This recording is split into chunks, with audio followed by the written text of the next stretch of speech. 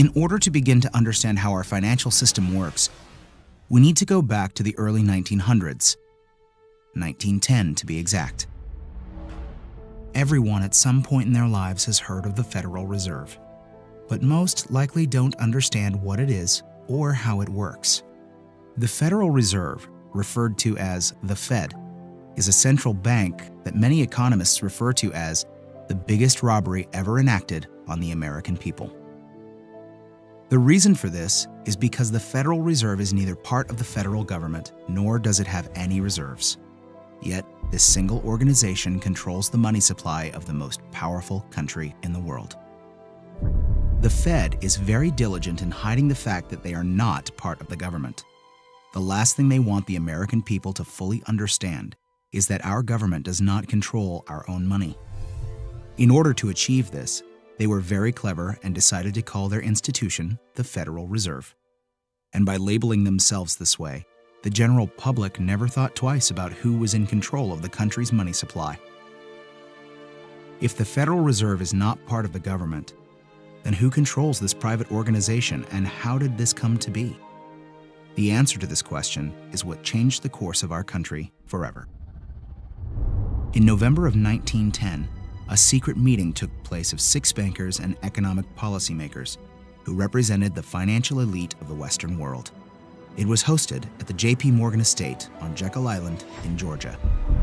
In attendance was Senator Nelson W. Aldrich, Abram Piatt Andrew Jr., Assistant Secretary of the Treasury, Frank Vanderlip, President of National City Bank of New York, Henry P. Davidson, Senior Partner of J.P. Morgan and Company, Charles D. Norton, President of First National Bank of New York, Paul Warburg, Director of Wells Fargo, Benjamin Strong, the emissary for J.P. Morgan, and coincidentally, the first president of the Federal Reserve. Years later, Frank Vanderlip referred to this meeting as the actual conception of what eventually became the Federal Reserve System. This meeting was so secret at the time that not even the names of those who attended were mentioned to the servants who lived and worked on the island. The men who attended came on a late-night train, claiming to be on their way to a hunting expedition, but instead, these bankers met with Senator Nelson Aldrich to draft what would eventually become the Federal Reserve Act. This private meeting, attended by some of the most powerful men in America, was strategically designed to take control of our country's money supply and to achieve ultimate power in America. Meyer Amschad Rothschild, one of the most powerful European bankers of his time, stated it best when he said, "Permit me to issue and control the money of the nation, and I care not who makes its laws." On December 23, 1913, 2 days before Christmas, when most people in Congress were home with their families, the Federal Reserve Act was signed into law by President Woodrow Wilson. That single act, however small it may seem, transferred the control of our monetary system from our government into the hands of some of the wealthiest men in our country. Putting into law the Federal Reserve Act gave unlimited power to a few wealthy banking institutions in America. The Fed has the power to issue currency, manipulate interest rates, and run secret bailouts. Yet Congress and the President are not allowed full oversight over this powerful organization. The Federal Reserve enjoys a monopoly over the creation of our nation's money and credit, but for 100 years, they have never been completely transparent and accountable about it. And we don't have to look back too far from today to see what it looks like in real life.